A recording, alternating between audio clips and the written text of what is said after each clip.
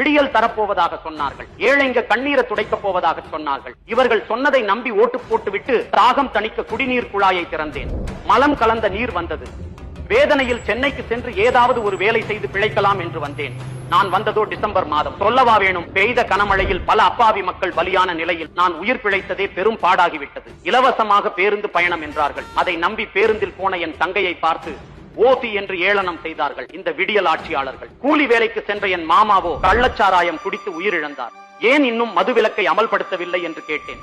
மாநில சுயாட்சி பேசும் விடியல் ஆட்சியாளர்கள் மாநில பட்டியலில் உள்ள மதுவை மத்திய அரசுதான் ஒழிக்க வேண்டும் என்று கூச்சலிட்டனர். வேதனையில் தனிமையை தேடி மலைப்பகுதியை நாடி சென்றேன். அங்கே மலைகளை காணும். கனிம வள கொள்ளையர்கள் மலையை களவாடி விட்டார்கள். வேதனை இன்னும் என் மனதை ரணமாக்கியது. என் வேதனையை போக்க களை பறியாமல் உழைக்கும் விவசாயிகளை பார்க்கலாம் என்று சென்றேன். மகனின் ஆசைக்காக கார் ரேஸ் விடும் இந்த விடியல் ஆட்சியில் விவசாயிகளோ தாங்கள் விளைய வைத்த நெல்மணிகள் மழையில் நனைவதைக் கண்டு ரணவேதனையில் துடித்தார்கள். வேதனையின் உச்சத்திற்கு சென்ற நான் கடற்கரையில் காற்று வாங்கலாம் என்று சென்றேன். அங்கோ விமான சாகச நிகழ்ச்சி நடைபெற்றது. இந்த திராவிட மாடல் ஆட்சியாளர்கள் ஆடம்பரமாக வந்து நிகழ்ச்சியை கண்டுகளித்தார்கள். ஆனால் அப்பாவி மக்களோ அல்லோலப்பட்டு தங்கள் இன்னுயிரை பறி கொடுத்தார்கள். இதற்காகவா இந்த விடியல் ஆட்சிக்கு ஓட்டு போட்டேன். இனி ஒரு காலமும் இவர்களுக்கு இல்லை என் ஓட்டு. இதுவே நான் இவர்களுக்கு வைக்கப் போகும் வேட்டு.